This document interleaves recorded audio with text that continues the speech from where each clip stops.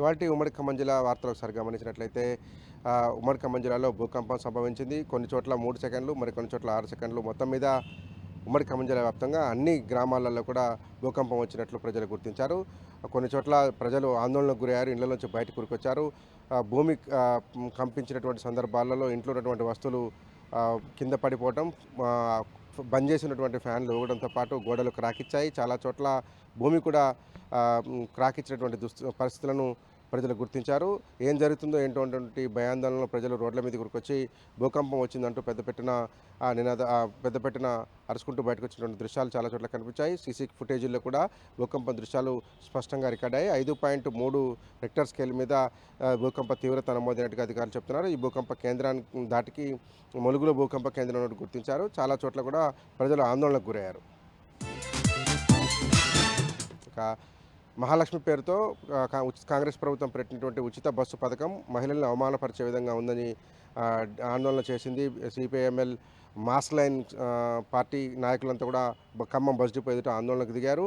మహాలక్ష్మి పేరుతో నడుపుతున్నటువంటి బస్సులో మహిళలను అవమానపరుస్తున్నారు, సరైనటువంటి వసతులు లేవు, ఫిట్నెస్ లేని బస్సులు నడుపుతున్నారని మాస్ లైన్ నినాదాలు చేసింది. అట్లాగే చాలా గ్రామాలకు బస్సు సౌకర్యాన్ని పునరుద్ధరించాలని, ఎందుకంటే మహాలక్ష్మి పేరుతో బస్సు సౌకర్యం మొదలుపెట్టిన తర్వాత గ్రామాలకు బస్సులు రద్దు చేశారని, చాలా చోట్ల ట్రిప్పులు తగ్గించారని, తక్షణమే ఫిట్నెస్ ఉన్న బస్సులను కొనుగోలు చేసి పూర్తి స్థాయిలో ఆర్టీసీని మెరుగుపరచాలని వారంతా కూడా డిమాండ్ చేశారు. ముఖ్యంగా మహిళలను అవమానపరుస్తుండగా ఉన్నటువంటి ఈ ఉచిత బస్సు పథకాన్ని గౌరవప్రదమైన రీతిలో అమలుపరచాలని, ప్రజలకు ఇచ్చినటువంటి అనేక హామీలను కాంగ్రెస్ పార్టీ మర్చిపోయిందని, వాటిని అమలు చేయాలని సిపిఐఎంఎల్ మాస్ లైన్ డిమాండ్ చేసింది.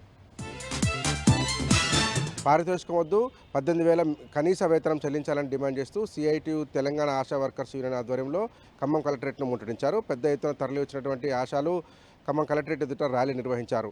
సుప్రీంకోర్టు నిబంధనల ప్రకారం పనికి తగ్గ వేతనం చెల్లించాలని డిమాండ్ చేశారు. ఎన్నికలకు ముందు ఆశా వర్కర్లకు అనేక హామీలు ఇచ్చినటువంటి కాంగ్రెస్ ప్రభుత్వం రేవంత్ రెడ్డి ముఖ్యమంత్రి అయిన తర్వాత వాటన్నింటిని మర్చిపోయారని ఆశా కార్యకర్తలు విమర్శించారు. ప్రభుత్వం నుంచి తమకు ఎలాంటి సంక్షేమ పథకాలు అందటం లేదని వారు నినాదాలు చేశారు. 18,000 కనీస వేతనంతో పాటు ఆశా కార్యకర్త చనిపోతే 10 లక్షల రూపాయలు ఇవ్వాలని, ప్రమాద బీమా సౌకర్యాన్ని కల్పించాలని డిమాండ్ చేశారు. రేవంత్ రెడ్డి సర్కార్ దిగిరాకపోతే మటుకు పెద్ద ఎత్తున ఆందోళన చేస్తామని, అవసరమైతే అసెంబ్లీని కూడా ముట్టడిస్తామని ఆశా కార్యకర్తలు హెచ్చరించారు. ఇక వైరా మున్సిపాలిటీ పరిధిలో ఉన్నటువంటి బ్రాహ్మణపల్లిలో దొంగలు రెచ్చిపోయారు. తాళం వేసి ఉన్నటువంటి ఒక ఇంటిని లక్ష్యంగా చేసుకొని 5 లక్షల రూపాయల నగదు, 3 తులాల బంగారాన్ని అపహరించుకుపోయారు. షేక్ అఫ్జల్ అనేటువంటి వ్యక్తి తన భార్యకు అనారోగ్యంగా ఉండటంతో తరచూ హైదరాబాద్ వెళ్ళి వస్తున్నారు. ఈ మధ్యకాలంలో ఇంటికి తరచూ తాళం వేసి ఉండటాన్ని గమనించినటువంటి దొంగలు చాకచక్యంగా తాళం పగలగొట్టి ఇంట్లోకి చొరబడ్డారు. ఈ విషయాన్ని ఈరోజు ఉదయం గుర్తించినటువంటి షేక్ అఫ్జల్ పోలీసులకు సమాచారం ఇచ్చాడు. రంగంలోకి దిగినటువంటి వైరా పోలీసులు ఘటనా స్థలంలో క్లూస్ సేకరించారు. వేలిముద్రలు, ఇతర ఆధారాలు సేకరించి పూర్తిస్థాయిలో దర్యాప్తు కొనసాగిస్తున్నామని తెలిపారు.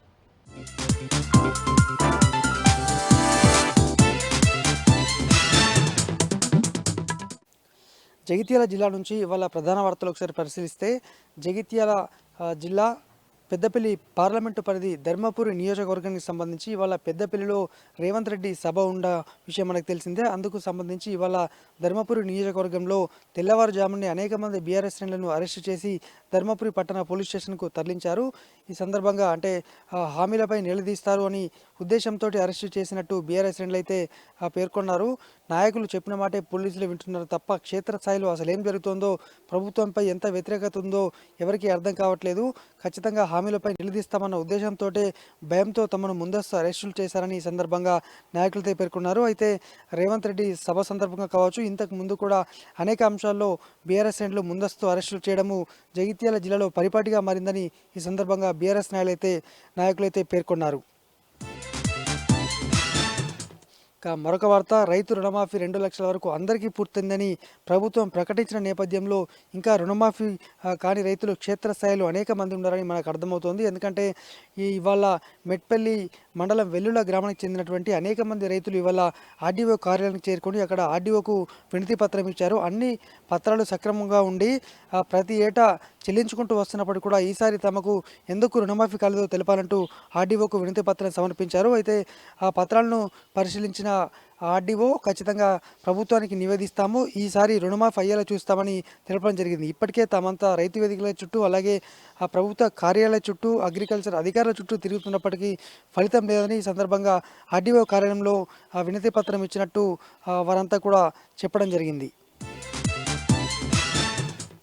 మరొక వార్త, రాష్ట్ర వ్యాప్తంగా భూకంపము వచ్చిన విషయం తెలిసిందే. జగిత్యాల జిల్లాలో కూడా అనేక ప్రాంతాల్లో కోరుట్ల, మెట్పల్లి అలాగే జగిత్యాల పట్టణంలోని అనేక ప్రాంతాల్లో కూడా ఉదయం 7:40 ప్రాంతంలో దాదాపు 3 నుంచి 7 సెకండ్ల పాటు భూమి కంపించింది. దీంతో అనేక ప్రాంతాల్లో కూడా ప్రజలు భయాందోళనకు లోనయ్యారు. అసలు ఒక్కసారిగా ఏం జరిగిందో తెలియక అయోమయంలో అటు ఇటు పరుగులు తీశారు. ఇవన్నీ కూడా దృశ్యాలు సీసీ కెమెరాల్లో అనేక చోట్ల కూడా రికార్డ్ అయ్యాయి. సీసీ కెమెరాలు సైతము ఈ 7 సెకండ్ల పాటు భూమి కంపించడంతో కెమెరాలు కూడా షేక్ అవ్వడం లాంటి విజువల్స్ అయితే మనకు కనిపించింది. ఇక కొన్ని చోట్ల ఛార్జింగ్ పెట్టినటువంటి సెల్ ఫోన్లు కింద పడము, పెంకులు కలిగినటువంటి ఇంట్లోంచి మట్టి అనేది రాలిపడము, ఇలా అనేక అంశాలు ఏం జరుగుతుందో తెలియక కొద్దిమంది పరిగెత్తినటువంటి దృశ్యాలు కూడా సీసీ కెమెరాలో నమోదయ్యాయి. మొత్తానికి ఒక్కసారిగా 7 సెకండ్ల పాటు జరిగినటువంటి ఈ భూకంపం దాటికి ప్రజలైతే ఒక్కసారిగా భయాందోళనకు లోనయ్యారు.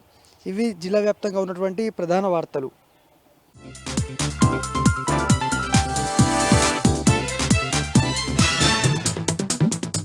ఈరోజు ప్రధాన వార్తలు చూసినట్టయితే బీఆర్ఎస్ పార్టీ ఇచ్చిన పిలుపు మేరకు బీఆర్ఎస్వి ఆధ్వర్యంలో నాగర్ కర్నూలు జిల్లా కేంద్రంలోని ఊయలవాడ సమీపంలో ఉన్నటువంటి ఎంజేపీ బాలికల గురుకుల పాఠశాలను బీఆర్ఎస్వి నాయకులు, మున్సిపల్ చైర్మన్ కల్పన, కౌన్సిలర్తో కలిసి సందర్శించారు. ఈ క్రమంలో అక్కడ ఉన్నటువంటి ప్రిన్సిపల్ ఫస్ట్ అనుమతిచ్చి కిచెన్ రూమ్లోకి వసతుల గురించి తర్వాత ఫుడ్ గురించి చూయించినప్పటికీ ఉన్న ఫలంగా పోలీసులకు ఫోన్ చేయడంతో పోలీసులు అకస్మాత్తుగా వచ్చి బీఆర్ఎస్వి నాయకులను అక్కడి నుంచి ఈడ్చికెళ్లడంతో పాటు అక్రమంగా పోలీస్ స్టేషన్లు నిర్బంధించారు. వారితో పాటు కౌన్సిలర్ అని కూడా చూడకుండా మీకు లోపలికి పర్మిషన్ లేదంటూ మీ పైన కంప్లైంట్ చేశారని చెప్పేసి కూడా ఎస్ఐ మాట్లాడడంతో పోలీసులకు ఇటు బీఆర్ఎస్వి నాయకుల వాగ్వివాదం జరిగింది. ఏదేమైనప్పటికీ విద్యార్థుల భవిష్యత్తు ధ్యేయంగా బీఆర్ఎస్వి పనిచేస్తుందని చెప్పేసి రాబోయే రోజుల్లో గురుకులాల్లో సరైన భోజనం వసతులు సక్రమంగా లేకపోతే ఎంతకైనా పోరాటాలు చేస్తామని చెప్పేసి ఈ అక్రమ అరెస్టులకు నిర్బంధాలకు బీఆర్ఎస్వితో పాటు బీఆర్ఎస్ పార్టీ భయపడదని చెప్పేసి ప్రభుత్వం పైన పోరాటం చేయడమే మా లక్ష్యం అని చెప్పేసి కూడా వాళ్ళు తేల్చి చెప్పినటువంటి పరిస్థితి కనిపించింది.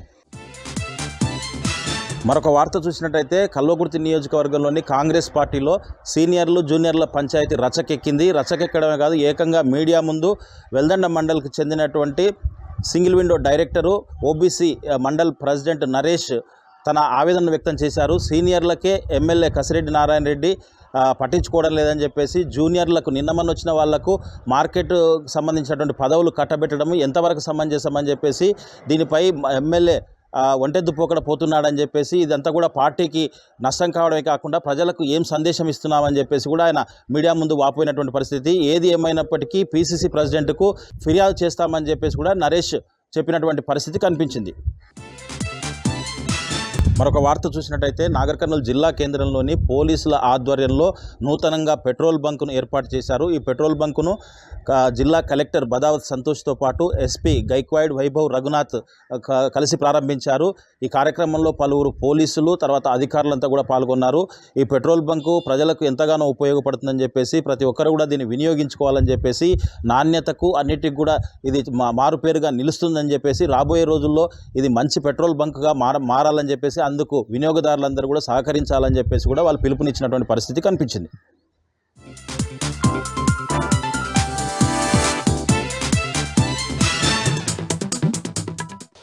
మంచిర్యాల జిల్లా ప్రధాన వార్తలను చూస్తే జిల్లాలో స్వల్ప భూకంపం జిల్లా వాసులను భయాందోళనకు గురిచేసింది.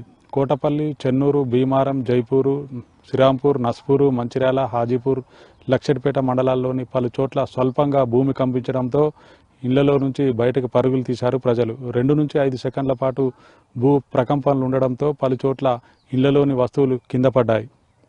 దీంతో ప్రజలు ఆందోళన చెందారు.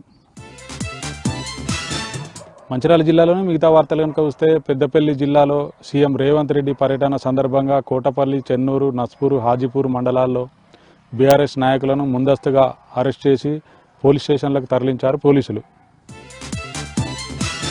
మంచిర్యాల జిల్లా కేంద్రంలో హిందూ ఉత్సవ సమితి ఆధ్వర్యంలో బంగ్లాదేశ్లో హిందువులపై జరుగుతున్న దాడులను నిరసిస్తూ ప్రధాన వీధుల గుండా ర్యాలీ నిర్వహించారు.